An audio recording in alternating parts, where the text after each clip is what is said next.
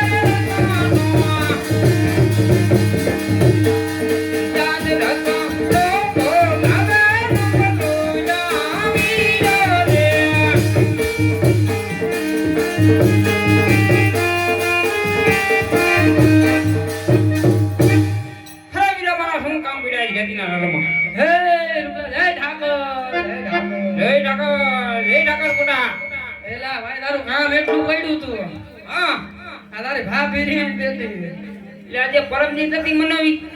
ના એલા તો એલા બાસી આવે મારી ખારી દઈ દે તમારે એલા બે દિન નખા દુબા હોય શું કરે હવે હાલ હાલો બનાય હવે મનાવી દીધી હા એલા તમારે શું બે દિન કાઈ નથી હવે બે દિન હોય તો કઈ દીયો તો મનાવી દીધી ને માની ગઈ હારું હાલ ઓલા છોકરાના હા તેડો જવાનું બિરલાને બોલાય અહીંયા તો છોકરાને અહીં બોલાવો દીધી ને હવે હા ગાયોમાં ચડાટું ઓછી છે ને હે દીદા દે રૂપા કાંગા બોલાવે ગગના જાવતે રે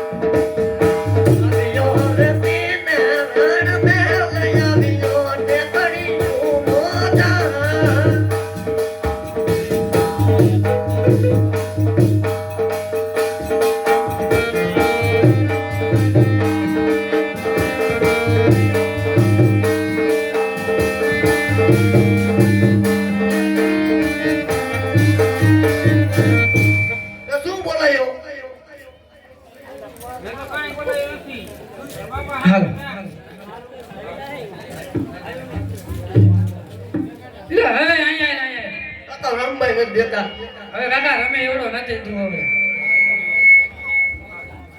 તારે ગાયું સારવા જવાનું હું નથી જવાનું. કા પણ જો તું ગાયું સારવા જા હું તાર કાકા અને આના તેડી આવ હાલ તોય હું નથી જાઉં. લે કા કેમ આમ કરે હે ઈ તો તને ખબર હાલ ગાયું સારવા દેરો હાલ તમારા બાપ દીકરા બે શું દખલ મને કઈ ખબર હા દખલ નથી લ્યો કાઈ તો તકલીફ હોય જ ને આ એક દી હવારે ઉઠીને કીધું લે ગાયું સારવા જા હા એ નહીં જો એ પર નાગી છે પરવાની બસ ઈ જ વાત આને ઈ જ વાત ઈ તો તમારો વાત પાછો હાથ બહુ તારો ઉપડી છે હા આપણે કીધું કામ નો એટલે હાથ ઉપડે પેલા હવે હું ગાવડી કરવા કાઢું આ ગા અરે ગાવડી કરવા થઈ ગયો ભાઈ આ તો તમે કયો એટલે હું જાઉં. હું નથી જવાનું. સારું હાલો. અરે મોટા છોકરાને કાઢી મૂક્યો હે આનલા તેડવા આલા રાબરી બાજ આનલિયા તેડવા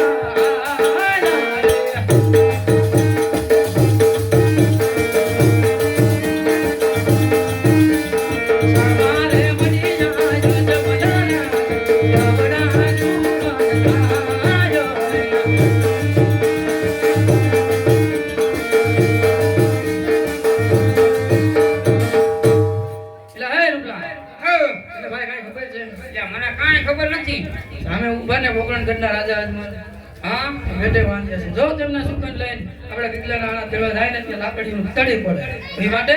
પૂરું ફરી આપણો છોકરો વાંગ્યો રે હો ભાઈ રે પાછો વરી જવાય તો